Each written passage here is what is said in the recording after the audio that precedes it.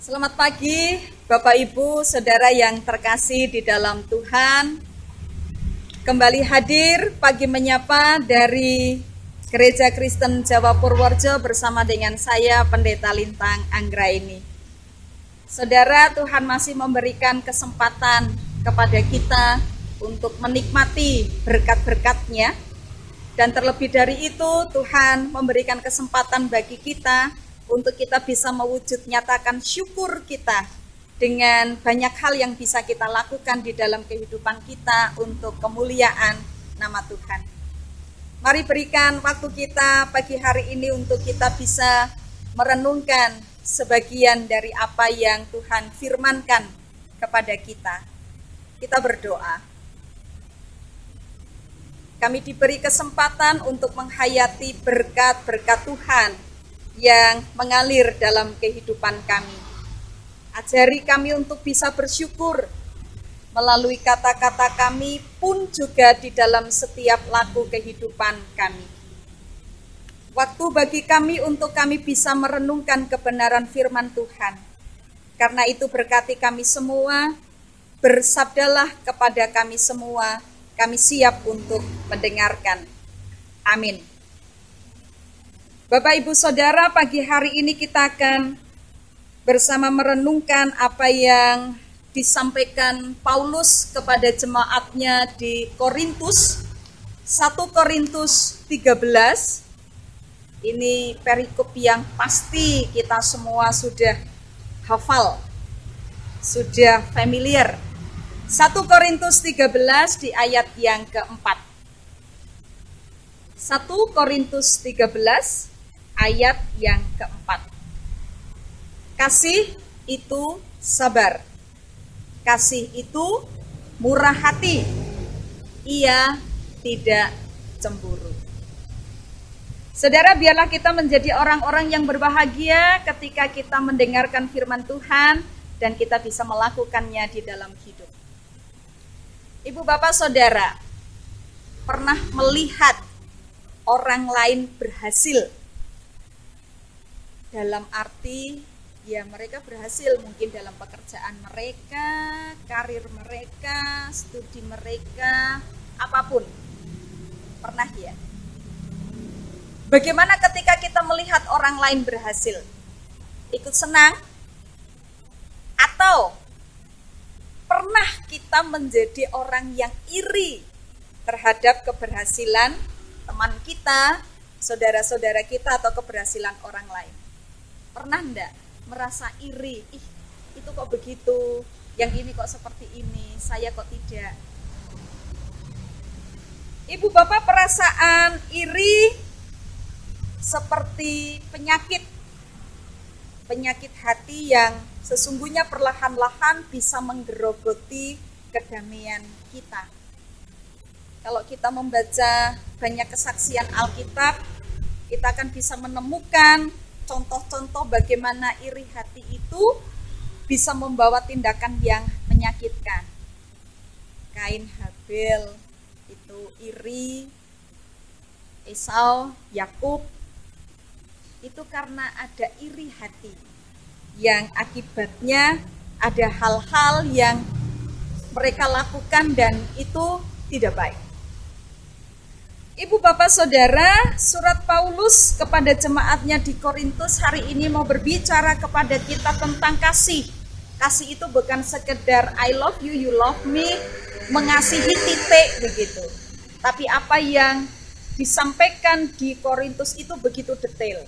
Dan pagi ini kita membaca, kasih itu tidak cemburu.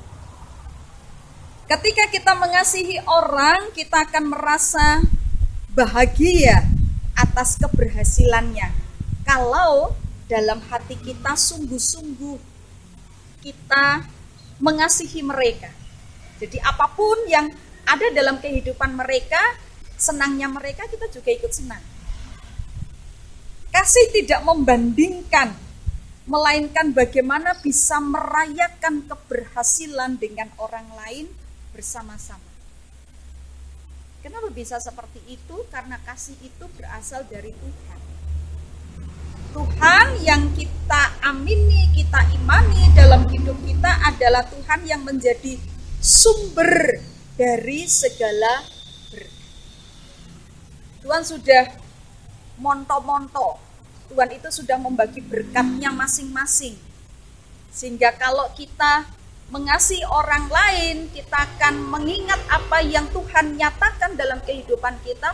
Oh, bagian saya begini, bagian orang lain tidak sama dengan saya, kita tetap meyakini bahwa kita mendapatkan bagian yang berbeda-beda dan Tuhan sudah memperhitungkan itu semua. Akar iri hati. Iri hati itu seringkali muncul karena kita merasa kurang atau tidak cukup di dalam hidup kita. Sehingga kita membandingkan diri kita dengan orang lain. Dan kita merasa bahwa saya tidak seberuntung mereka. Sekali lagi, padahal setiap orang kita sudah mendapatkan bagian kita masing-masing. Atau ketika kita membandingkan dengan orang lain, sesungguhnya setiap orang itu memiliki keunikannya masing-masing. Kita diciptakan Tuhan dengan istimewa masing-masing. Dan setiap kita diberi kelebihan oleh Tuhan masing-masing, yang satu dengan yang lainnya tidak sama. Nah, kasih itu tidak cemburu. Akar dari segala sesuatunya mungkin ada ketidakbersyukuran kita di dalam hidup kita. Karena itu, pagi ini Paulus melalui suratnya kepada jemaatnya Korintus mengingatkan kepada kita semua, saya dan Bapak Ibu Saudara, mari bersyukur. Sadarilah bahwa kita sudah memiliki begitu banyak berkat dalam hidup kita. Dengan bersyukur, kita akan lebih menghargai apa yang kita miliki dan kita tidak lagi terfokus pada apa yang menjadi kekurangan kita. Mari fokus pada diri kita sendiri, bukan egois ya. Tetapi alih-alih kita membandingkan diri kita dengan orang lain, lebih bagus, lebih baik, kita fokus pada apa yang bisa saya kembangkan di dalam diri saya. Kemampuan yang Tuhan berikan, talent yang Tuhan berikan kepada saya akan bisa mengembangkan semuanya itu, potensi-potensi yang saya miliki. Sebagai ucapan syukur kita kepada Tuhan, kita berikan kembali untuk kemuliaan Tuhan. Mari bersyukur, mari fokus pada diri kita sendiri. Mari membangun hubungan. Jalinlah hubungan yang positif dengan orang lain.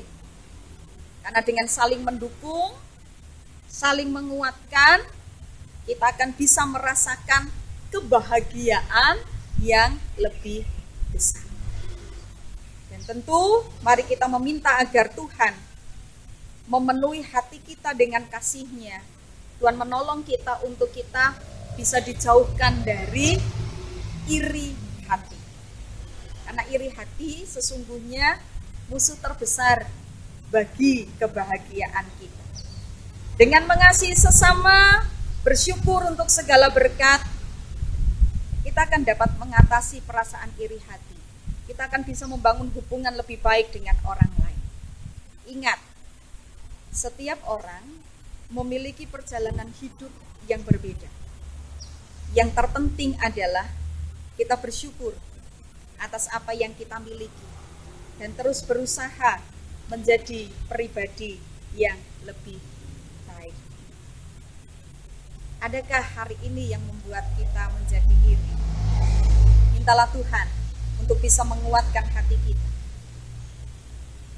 Tuliskan, mungkin sesudah mendengarkan bagian apa yang disampaikan Paulus hari ini, lalu kita ambil pensil, kita bisa menuliskan 5 hal saja yang bisa membuat saya bersyukur hari ini. Akan menolong kita untuk bisa menghayati betapa limpahan berkat Tuhan itu luar biasa bagi kehidupan kita. Selamat menghayati berkat-berkat Tuhan, mengembangkan diri kita dengan lebih baik lagi, sehingga kita mampu bukan saja sekedar mengucap syukur melalui kata-kata kita, tetapi juga dengan tindakan. Kita berdoa. Ajari kami untuk kami bisa menghitung setiap berkat Tuhan dalam hidup kami.